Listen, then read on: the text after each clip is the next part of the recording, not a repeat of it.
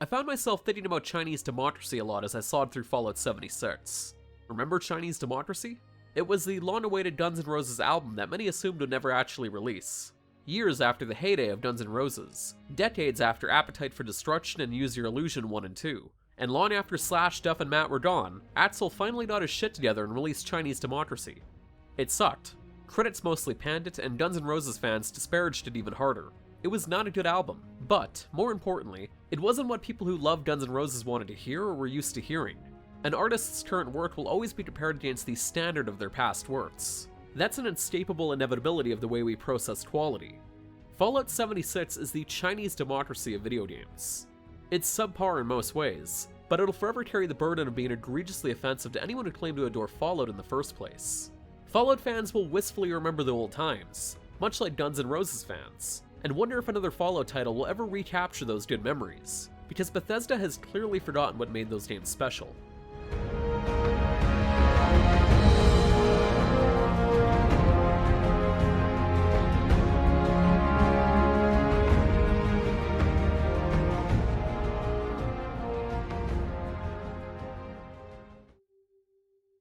On the plus side, at least Chinese democracy never locked up your CD player, forcing you to turn your car off and on before continuing down the road. Fallout 76 is Bethesda's take on a multiplayer Fallout game. From a narrative perspective, we're here because we're the residents of Vault 76, which is home to the best and brightest citizens who are tasked with revitalizing the wasteland after the nukes drop. Fallout 76 never again really touches on this thematic premise. No part of this game concerns itself with starting life anew. This is fitting because the West Virginia wasteland is so desolate in terms of other players. The map is absolutely huge and the service can only host 24 concurrent players per session. Even though you know other players are out there, you rarely see them. It's a lonely experience for solo wanderers. This renders a major concern and nothing more than mostly a moot point. Fallout 76 handles its PvP combat in an unnatural way. Players can just shoot anyone, slowly chipping away at their health. The only way to engage in a proper deathmatch is for the other person to return fire. People were worried this would lead to all sorts of griefing. Surprisingly, it's not the case at all. This implementation is such a pain in the ass that, in my experience, no one even bothers. Coupled with the fact that everyone is so spread out, there aren't even that many opportunities. I haven't been shot at since the beta. However, inadvertently, other random players can make it tough. Fallout 76 has a nasty habit of spawning high-level enemies if a high-level player is in your vicinity. So you might be level 15 and just trucking along when you're ambushed by some level 60-something wolves or super mutants, or surprisingly nimble biped robots. Only a fool sees those fights through. They're usually death sentences. There are balance issues like this all throughout Fallout 76, but this highlights a broader frustration. It's tough as hell to survive in a post-nuclear apocalypse West Virginia. Or rather, it's tedious as hell. Fallout 76 is relatively light on its survival systems, really just requiring you to stay fed, hydrated, and healed, while also staving off any diseases you might contract. Because of this, it's necessary to lug around food, water, and meds, enough of each to remedy any given situation. They take up valuable inventory space, which is literally always at a premium.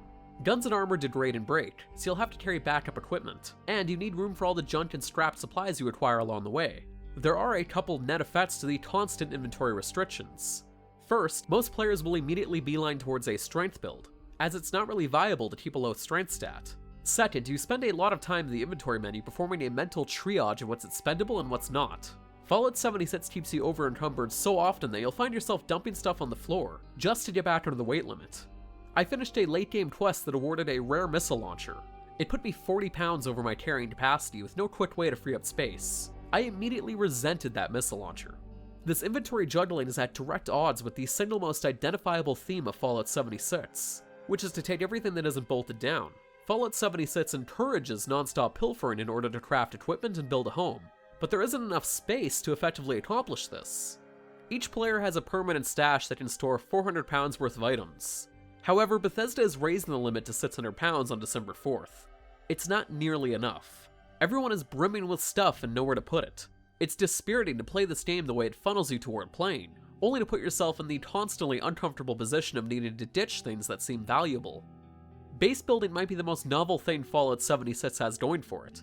Each player has a portable camp they can theoretically transport anywhere on the map. Ambitious wastelanders can build themselves a sprawling fortress with multi-level homes, self-sustaining farmland, and a turret defense system. I never felt the need. Bethesda's building tools are too finicky and cumbersome to bother with. I built myself a humble little base with some crafting benches and a bed to sleep on. At some point, the servers lost that data and reset my camp as if I had never touched it at all.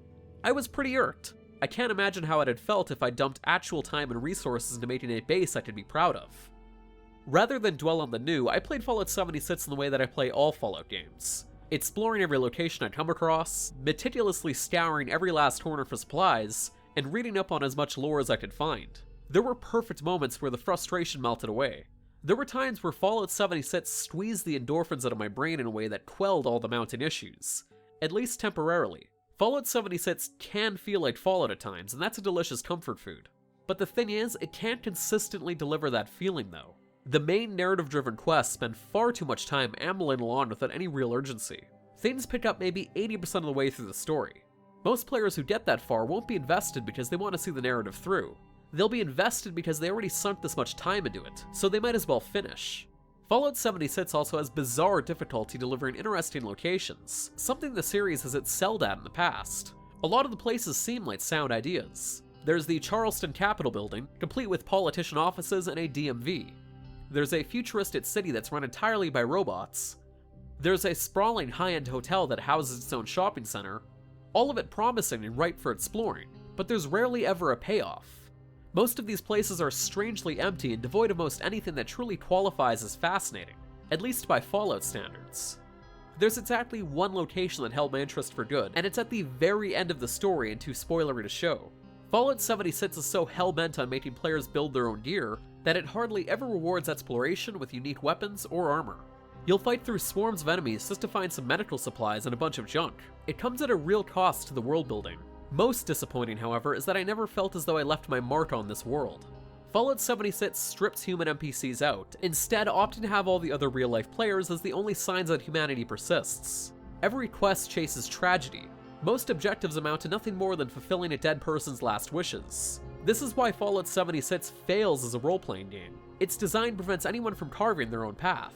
There's no good or evil. There's no dialogue interactions to manipulate. There's no irredeemably messing up and living with the consequences. You're just someone who can carry a lot of, but not enough, stuff.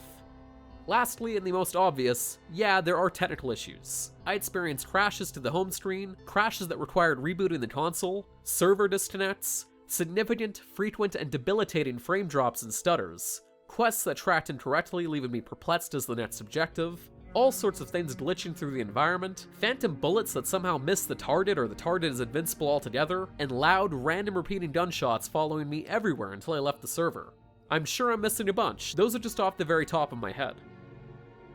There's no sugarcoating it. Fallout 76 comes up short at nearly everything it aims to be. It's not a good role-playing game, and it's not a good multiplayer experience. It never really feeds into the gradual RPG power fantasy, but it's also inadequate as a survival simulator. In wanting to be so much, Fallout 76 doesn't amount to much at all. But for more written reviews, news, features, and more, be sure to head on over to Destructoid.com.